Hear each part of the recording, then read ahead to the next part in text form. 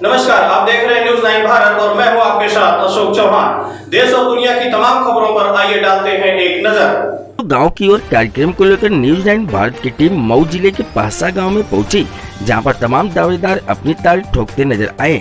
वहीं भ्रमण के दौरान प्रधान पद के भावी उम्मीदवार आरती देवी पति सुरेंद्र कुमार से खास मुलाकात हुई। बातचीत के दौरान भावी प्रत्याशी आरती देवी पति सुरेंद्र कुमार ने न्यूज 9 भारत टीम से क्या कुछ कहा, आइए आपको सुनाते हैं। न्यूज 9 भारत के लिए कैमरा पर्सन सत्यम गौड़ के साथ सरफुद्दीन आजमी की खास रिपोर्ट। श्रीमती आरती देवी। आप ग्राम सभा परसा की भावी उम्मीदवार हैं। अगर ग्राम सभा की जनता आपको प्रधान बनाती है तो आप जनता को क्या संदेश देना चाहेंगे? यदि ग्राम सभा की जनता मुझे प्रधान बनाती है तो सरकार की हर योजनाओं को जनता तक पहुंचाने का कार्य करूंगी।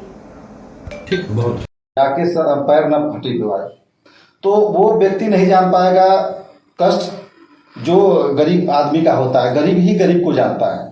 सीधी सी बात है कि अब तक जो स्थिति थी उस स्थिति में बदलाव होना जरूरी था और सरकार की मंशा भी थी और ग्राम सभा की भी मंशा है कि विकास हो। अब इसलिए हमारी कुछ योजनाएं हैं जो हम जो है कि जनता के बीच रखना चाह रहे हैं। प्रथम योजना हमारा ये है कि ग्राम सभा की जो भी विकास का फंड आएगा विगत 5 वर्षों में हमारी प्रधानी के समय में, जो जनता हमें निर्वाचित करती है, चुनती है और हम प्रधान बनते हैं, तो जो भी विकास का पैसा आएगा, फंड आएगा, ग्राम सभा की खुली बैठक करा करके और सबके बीच वो फंड रख करके कहा जाएगा कि भैया आप बताइए कहाँ कहाँ इसको लगाया जाए, कहाँ कहाँ विकास का कार्य होना है वो किया जाए। और सबसे पहले वरीयता क्रम में रखा जाएगा। हम एक कमेटी बनाएंगे जो घर घर जाएगी, खुद मैं भी जाऊंगा, जा करके घर घर और हम सर्वे करेंगे। सर्वे करने के बाद में जिसको जरूरत है, जो नीडेड व्यक्ति है, प्रत्येक नीडेड व्यक्ति के घर हम जा करके और उस चीज विकास का कार्य करेंगे और पहुंचाएंगे।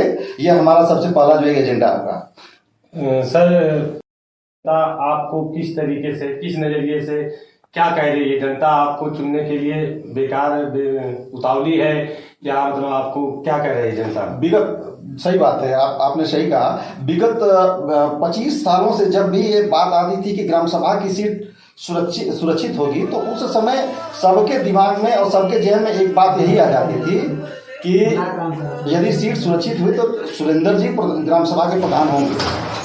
आज प्रत्येक नौजवान, प्रत्येक बूढ़ा व्यक्ति, प्रत्येक बच्चा लालायित है कि प्रधान पद हमको मिले। क्योंकि हमारी कुछ योजनाएं भी रही हैं।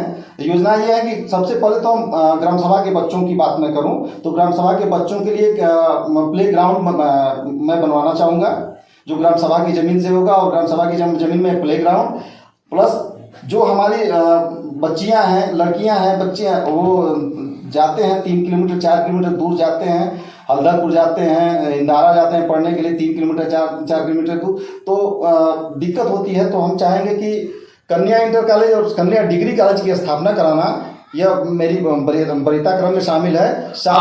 आप इस ग्राम सभा के बिना पद के कुछ भी नहीं थे।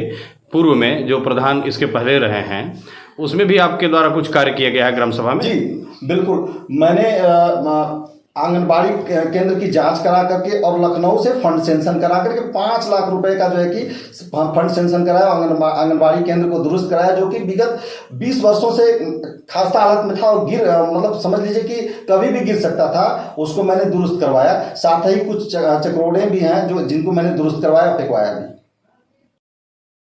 यहाँ के जो भावी प्रत्याशी, प्रधान पद के भावी प्रत्याशी है प्रधानपति, सीधा हम आपको उनकी तरफ लेके चलते हैं और उनसे पूछते हैं कि जो आज का जो चुनाव का माहौल है, जो चुनावी रणनीतियां की जा रही हैं, सर सीधा हम उनके पास लेके चलते हैं।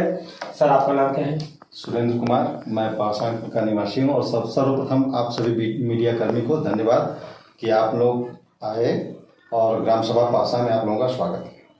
सर, जो आज यहाँ हर गांव का प्रत्याशी अपने आप में मतलब ये कहना चाहता है और कर रहा है कि मैं प्रधान बनूंगा, मैं विकास करूंगा, तो जनता में आप किस तरीके से जो है कहना चाहेंगे?